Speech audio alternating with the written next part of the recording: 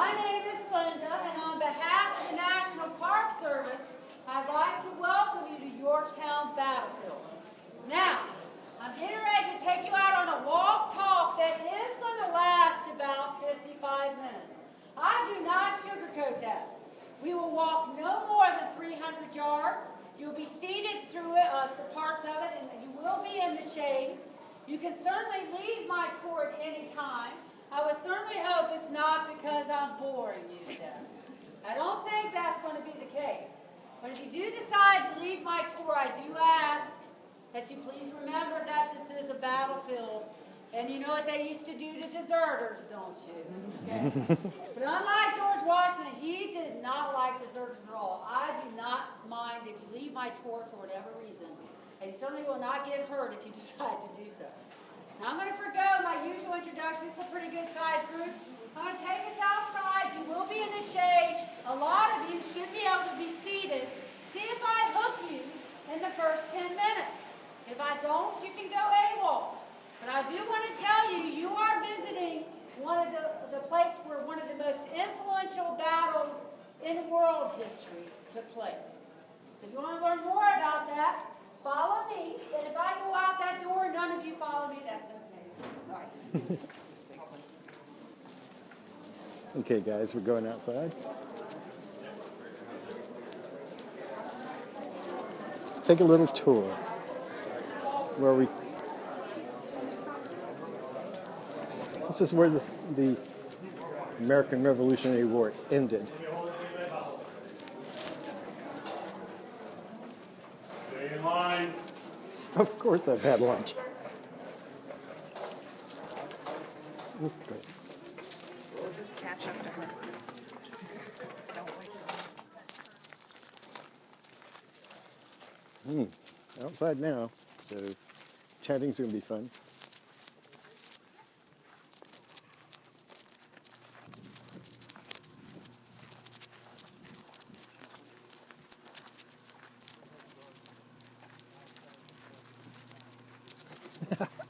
Are you giving me advertisements?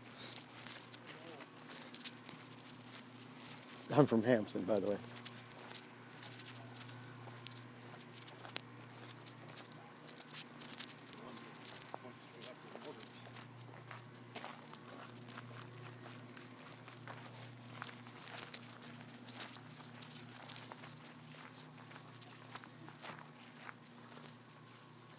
Look at green on those barrels.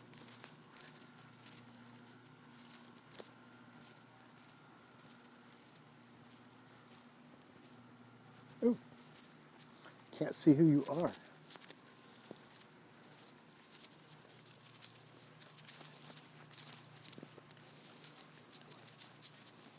And I am going to be quiet as she talks.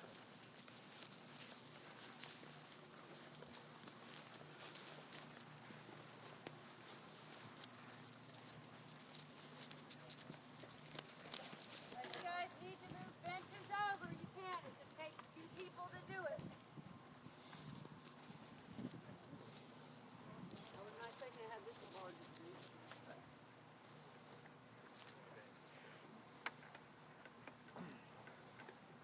Okay, if you're just tuning in, Again, if you want to we're at the be seated, Yorktown move a bench over. battlefields, where the end of the Revolutionary War took place. More shade back there. Oh, cool. I live in Buckrow. I want to put it in the shade. I'm in there. Well, other people.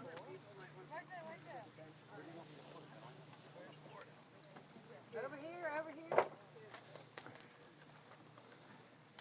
Grab a bench, have a seat. I have this big a group this time of day. All right. I will later. Now I am going to say something. My second spot does not have shade, so I'm not going to move you guys into the shade. So I am going to be combining 2 stops here. Does anybody absolutely object to be sitting in the shade for about 15 minutes? Now again, I want to emphasize you are not a captive audience. You can get up in the middle of my I don't tour and need a walk PC away. doctor. We're not I'm a offended. technology Have any of you specialist been myself. to Jamestown Settlement yet with the 3 ships and the reenactors out back? Yeah. Yeah, you start talking to them, you won't get away. So I'm just giving you that warning if you haven't visited. I don't like people being a captive audience. Okay. So I take it most of you guys are U.S. citizens or permanent residents of the United States. Is there anybody visiting from another country? Because we get a lot of visitors. Where are you guys coming from? Scotland. Scotland. Welcome. Never again, Ireland. Ireland. Welcome. The Republic of Ireland. The Republic of Ireland. Sir? The Republic Do I have of any Ireland. All right, I've been to out-of-country Scotland and Ireland. scopers? Beautiful country. They said if I didn't open my mouth and go, hi, y'all, they'd think I was Irish. So I took that as a compliment, actually. All right, so you guys are welcome. All right, and anybody else? All right, so the rest of you are U.S. citizens or permanent residents. So being good citizens of your country, you know your nation's history pretty well, right? That's a pretty weak answer, folks. Now, hopefully these visitors don't know more than you guys. So unfortunately, I run across that again. But being good citizens of your country, you should know your nation's history pretty well. So tell me, thank you, what year did the American Revolutionary War officially begin? And I'm not trying to trick you. Don't everybody yell out at once. All right, he says 1779. Do you agree with that? 1776? All right, 1775? Okay. What do you think? 75? Year 5? I go for 5. Okay. All right, and what do you say? 1975. 1975. Wow. Okay, well, all right, now how many of you would honestly say you're really not sure? And raise your hand. If you don't raise your hand, you're telling me you know, and I can call on you. All right. Now, I have groups like this and even larger where there'll be very vocal groups, and I'll hear all kinds of answers, and believe me, I'll hear all kinds of centuries as well. And quite often I will not hear the correct answer. But the American Revolutionary War officially began on April 19th, 1775 at Lexington, Concord, Massachusetts. The shot heard round the world. Now, a lot of you have seen the movie, so hopefully someone will remember this. What year did the battle here at Yorktown take place? Anybody remember? Go ahead. What century? 1781. Good job. The American Revolutionary War had been going on for 6 years. In fact, it had just entered into its 7th year. Now that is a very long war. In fact, the American Revolutionary War was the longest major war in U.S. history up until Vietnam. Now, unfortunately, it's fallen down into 4th place after Afghanistan, Vietnam, and Iraq. But to put that into perspective, America fought in World War II for a total of 4 years. But the American Revolutionary War, of course, was taking place on American soil, and in 1781, after 6 years of fighting, it was not going well for the American cause of independence. Now, sometimes today, some Americans can take it a little for granted that we live in a country called the United States of America with the kind of constitution it has. But in 1781, even the basics of America's independence was by no means guaranteed. The British had control of the entire state of Georgia. They had control of Charleston, South Carolina, and they were tearing through that state. And they had control of New York City. And George Washington, he was outside of New York City with the Continental Army, really wanting to attack the British there, but simply not strong enough to do so. In fact, by this point, the Continental Congress was pretty much bankrupt, so the Continental Army wasn't getting any of their basics. They weren't getting food, clothing, or it's my that first scope from all-important Yorktown. pay. Now, George Washington, throughout the entire Revolutionary War, always struggled to keep that Continental Army even basically supplied. But by 1781, conditions in the Continental Army had gotten so bad and had been bad for so long that many of the regiments under George Washington were pretty tired of it, and they were on the verge of mutiny. And And in fact, many regiments from the state of Pennsylvania and some from New Jersey outright mutinied against George Washington because the conditions in the army had gotten so bad. And because of this, George Washington was having a very hard time finding recruits willing to join the Continental Army.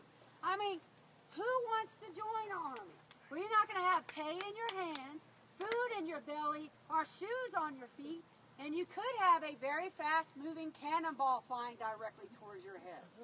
I mean, I know I, for one, would not have been rushing off to enlist in such an army. They wouldn't have taken me as a woman anyway, but... Also, just within the year before, But you know Sammy Gator. one of the great and very famous heroes of the American Revolutionary War, an American General Benedict Arnold, had become a traitor. He was now fighting for the British, and he had a British army here in Virginia just causing all kinds of havoc here. Things were so bad in 1781 that George Washington wrote these words in the month of April. He said, "We are at the end of our tether.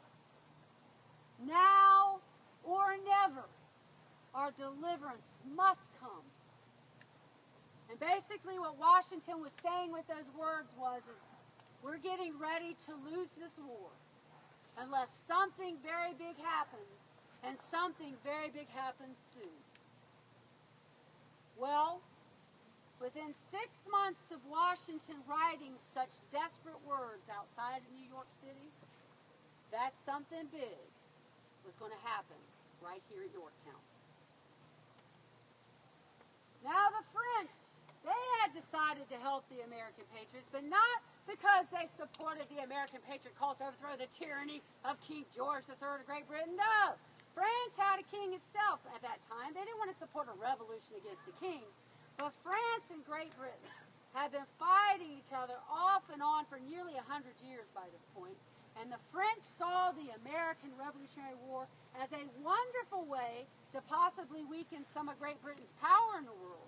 So as soon as France thought that it was advantageous for them to do so, they decided to openly align themselves with the American patriots, and in 1778, France declared war against Great Britain. But from the point that France declared war against Great Britain to the point that the American patriots saw any real tangible help from them took nearly 2 years.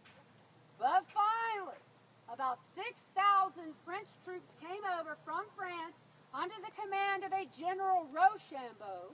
They landed up at Newport, Rhode Island, and they awaited there to see how George Washington would use them. And like I told you, Washington really wanted to attack the British in New York City, so he was like, great, the French have finally arrived. Now maybe we can do a joint operation to do just that. Now, of course, the British, they were here fighting as well, and they had arguably the best army and the best navy in the world at that time, and they had come over thinking the war in America would be a pretty quick war for them. Well, it had dragged on for the British as well. In fact, the British had gotten pretty frustrated because the war had reached a virtual stalemate in the northeastern colonies. So the British just changed the overall strategy of the war, and they moved the war into the southern colonies. Now, how many of you have seen that movie with Mel Gibson in it called The Patriot? Not Braveheart. They are kind of the same movie if you really think about it. Okay. But if you have seen The Patriot and you even remember the movie, they show it on TV a lot. Do not use that movie as a history lesson. They did get just about everything wrong in that movie. But they did get a couple of things absolutely correct in that film. The fact that there was a Revolutionary War, they got that right. And that part of that war took place in South Carolina. They managed to get that right as well.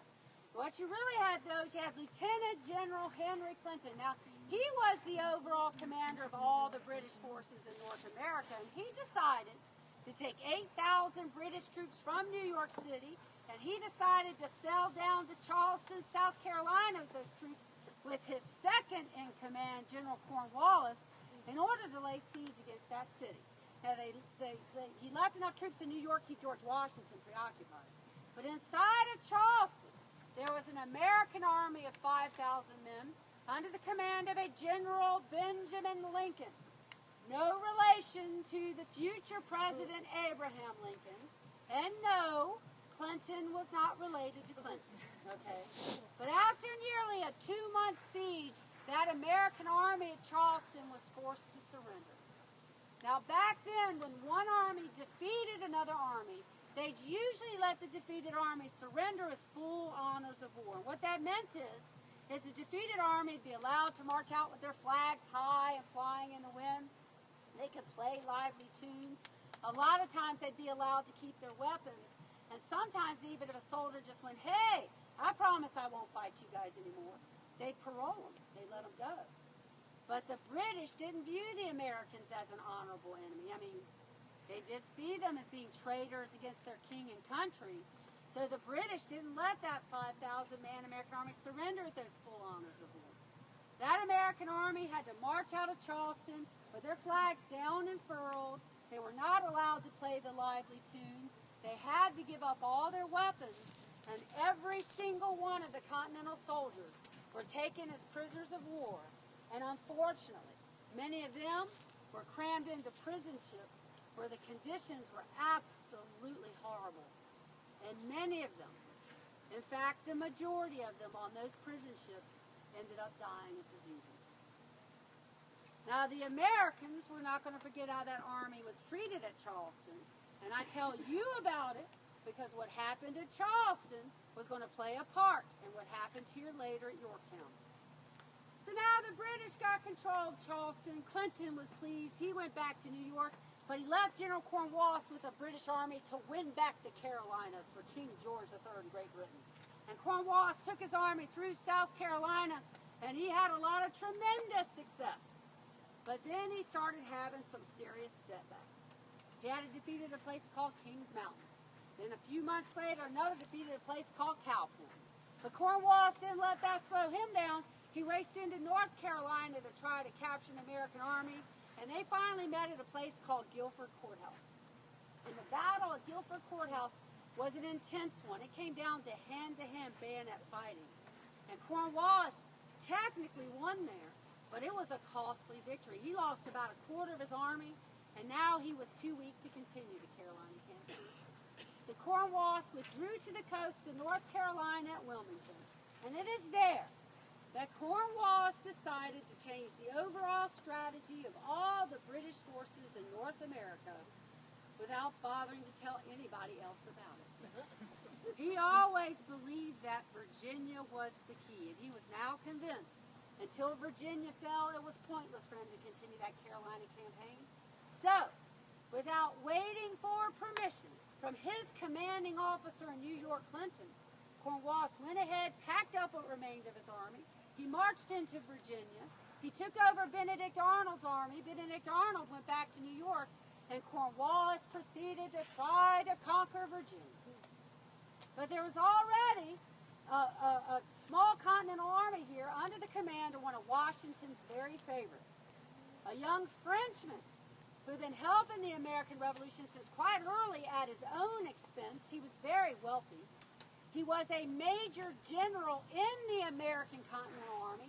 In fact, he is the youngest general to serve in any of the United States Armed Forces. He was 19 when he became a general. At this point, he was around 23 years old, a young General Lafayette. And Cornwallis chased Lafayette's small army around Virginia, could never quite catch him, and his army was tired. Now, meanwhile, Clinton in New York was furious with Cornwallis for coming into Virginia without waiting for his permission. But he didn't do like a normal commanding officer would do and say, hey, you, get back in the Carolinas like I ordered you to. Because even though Clinton outranked Cornwallis in military rank, Cornwallis had a much higher social standing than Clinton in England. He was an earl, and he had all the high political connections. So because of that, Clinton was a little intimidated by Cornwallis, and Clinton sent Cornwallis wishy-washy orders. He told him to do one thing. Then he changed his mind, told him to do something else. Then he changed his mind again, told him to do something else. And I could picture Cornwallis reading those orders going, you've got to be kidding me. But finally, Clinton sent Cornwallis a definitive order saying, okay, since you are in Virginia, you need to find a base that will support the British Navy. Now, there is a lot that happened, and I do not have 6 hours to give you a tour of background. I'm sure you'd appreciate if I did not attempt to. Believe me, I could give a 6-hour tour if I wanted to. But fine, I will not. But finally, Cornwallis did do reconnaissance, and he decided to set up that British naval base right here at Yorktown. And Cornwallis's decision to set up here at Yorktown was going to cost Great Britain its 13 American colonies and lead to the birth of this nation. Now, I had to give you that background information because I never know who's seen the movie. And I forgot about it. Now, the fife and drums of Yorktown are going to be performing in about 15 minutes right out front here. If you prefer to hear that instead of me, I don't understand that. But you can certainly go over there and see them. I will have to do the last bit of my tour with background music, so I hope you don't mind. Is there anybody who I can shorten my tour right now? Do you want me to do it? And don't feel bad if you do. You guys want the full dose? All right. All right, I'm not going to move you to the second spot. We're going to spend about 10 more minutes here. Is that okay? Then we're going to go to the next shady spot and the next shady spot. All right. I just want to set your expectations. All right. So why in the world did Cornwallis pick Yorktown for a British naval base? Now, when you guys are looking out here, you're seeing the York River. Keep looking out that way 7 miles. Some of you can see it. You're seeing the Chesapeake Bay. And if you could, about 23 miles that way, you'd see the mouth of the Chesapeake Bay empty out to the Atlantic Ocean. Right. Now, this York River out here is a very deep river. It points is 90 feet deep. And it tends to stay deep close to the shoreline, and you really want that to support large battleships. Also, not far from here, you can't see it from where we're sitting here, but there's a large bridge that crosses the York River. And no, that bridge was not there in 1781, okay? But where that bridge crosses the York River narrows quite considerably, then widens back out again, and that would protect your ships from storms and also make it easier to defend them. And if you could, if you went to the edge there, and I don't recommend doing it, we don't have a fence there yet, and I don't recommend doing it because if you went over there and looked there, you would see there's a, now everyone will beeline over there, you would see there's a 50 to 70 foot sheer drop down to the York River. Yorktown lies predominantly on these really high bluffs that make any kind of amphibious attack against Yorktown pretty near impossible to do. And from here, a British ship would be able to sail out to the Chesapeake Bay, then up any of the rivers of Virginia, and attack the enemy at will. So for those reasons, Cornwallis picked Yorktown for that British naval base. But Yorktown had two very big weaknesses. It was very vulnerable to an attack from an approaching land army that approached from the south and the southeast, because there are these very deep ravines where a land army can approach virtually unharassed. Now, when you do your battlefield driving tour today, when you get to that part of the battlefield, it's really pretty back there, but you're going to see those deep ravines I'm talking about. And also, Yorktown was very vulnerable to a naval blockade. But Cornwallis wasn't too worried about either of those threats, because as far as he was concerned, the only land army anywhere near him at the time was Lafayette's small continental army. He wasn't too worried about him. And for 6 years, the British Navy pretty much had complete control of the northern American waters, and Cornwallis had no reason to believe they're going to lose that, so he set up here. Now, meanwhile, George Washington, he was still outside of New York City. I always point to the directions of these things. He was still outside of New York City, and he was still wanting to attack the British there. He was pretty set on that. But he was a good general. He did know Cornwallis had moved into Virginia with a large army, so he had made some contingency plans to come down here. But George Washington wanted to attack the British in New York City. So he began to make plans to do so. He started to communicate with the French army that was still up at Newport, Rhode Island. He began to have conferences with the French General Rochefort, and they were making plans to attack New York City.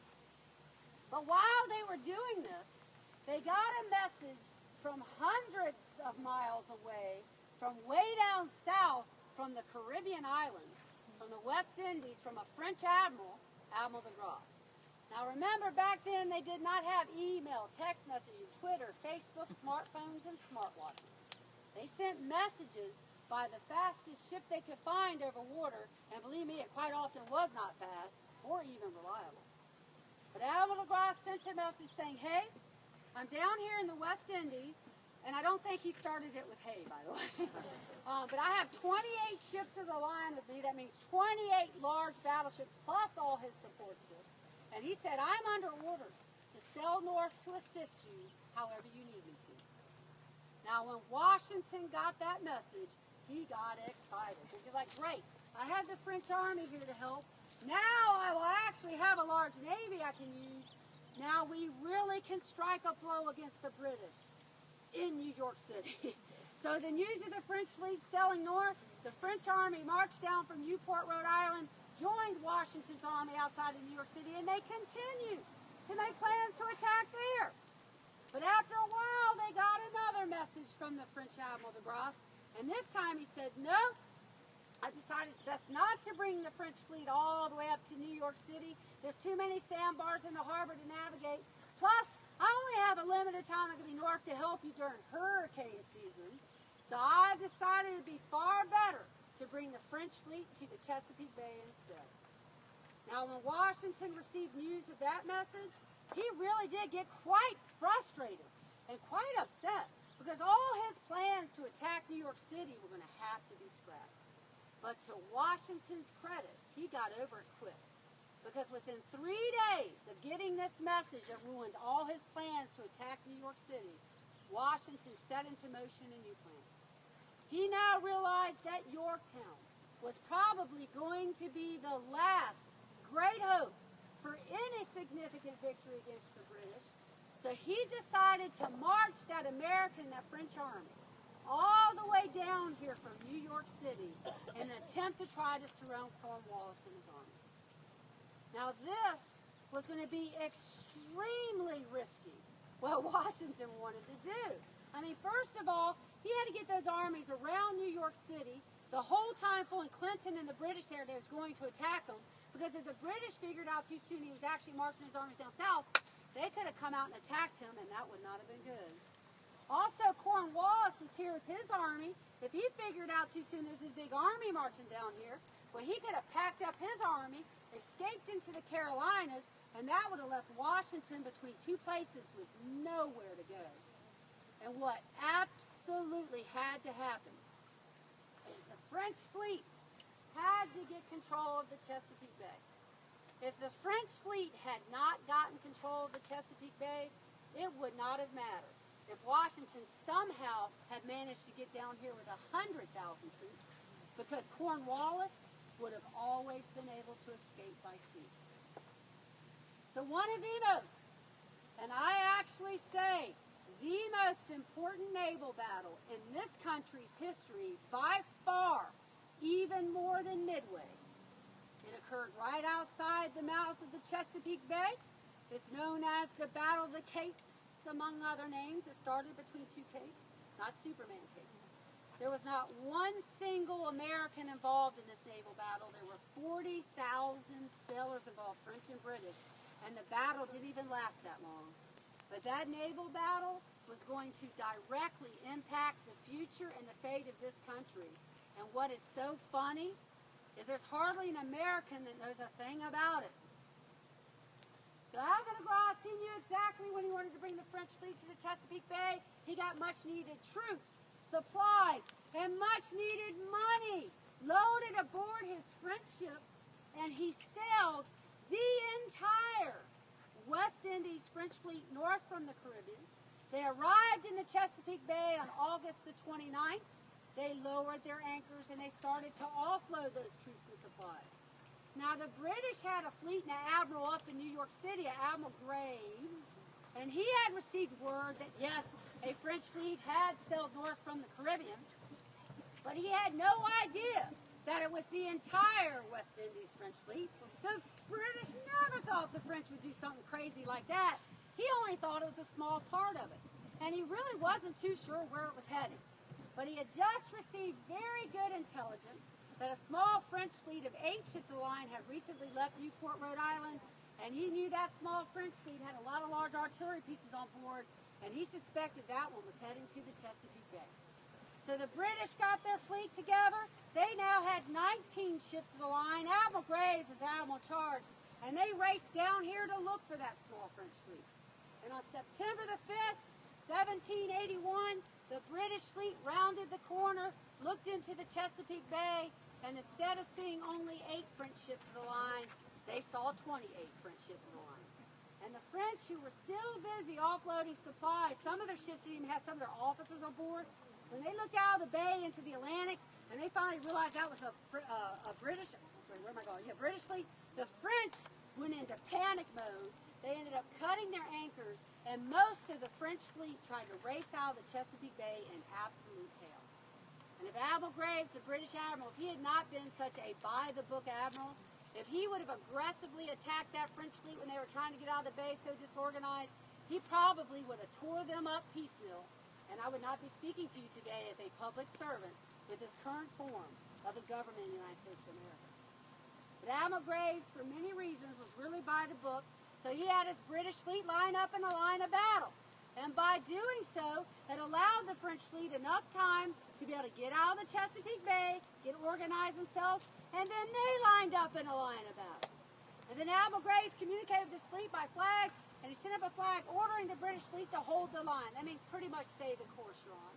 But then mistakenly, underneath that, another flag went up with a contradictory order, telling the British fleet to move towards the French and attack. 2 flags up at the same time with contradictory orders sent confusion in the British fleet, and I can picture admirals under Admiral Graves not happy about it. Well, all the confusion and the way the wind was blowing made it where only the first half of the British fleet could get close enough to engage the first half of the French fleet, but when they did, they went at it. It was an intense naval battle, as they usually were. They were very brutal, ladies and gentlemen. There were hundreds of casualties on both sides. Several ships were damaged, a couple quite severely, but it only lasted 2.5 hours.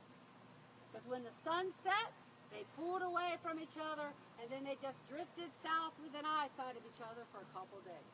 And the admirals under Admiral Graves begged them, do something, will you? But Admiral Graves just would not. So after a couple more days, the French Admiral de Grasse knew that that other small French fleet had probably arrived in the bay from Newport. He knew they were coming. So he raced his French fleet back towards the bay. The British chased them in, but now there were 36 French ships of the line, and there was nothing the outnumbered Admiral Graves could do to take his damaged British fleet and go back to New York City. So, for that critical moment in history where it was absolutely necessary for the American cause of independence, the French fleet managed to get control of the Chesapeake Bay. They temporarily got sea superiority from the British. And if you know anything about French and British naval history, you'll know just how rare that is. And only because the French were able to get control of the Chesapeake because what happened here shortly after happened. If they had not, we would have had a very different history, ladies and gentlemen. Some historians say that Admiral Graves, just from that 2.5-hour naval battle, that it was he who lost the 13 colonies from Great Britain. Now that's how important that naval battle was. And I challenge any one of you to ever find a Royal British Navy ship that was ever named Graves. The United States Navy has had 3 ships named after the French Admiral de Grasse. They've had 5 ships named after Yorktown, and Star Trek has had 2 ships named after Yorktown. Now, if you guys want to go listen to them play music, it does not insult me. I just know what I would do. But anyway, I'm just going to go to the next shady spot for 5 minutes, and then we'll go up on the earthworks, so I'll wrap it up in about 15 to 20 minutes. So it's up to you, whatever you do. No one comes. It's Okay, all right. I'm going to pair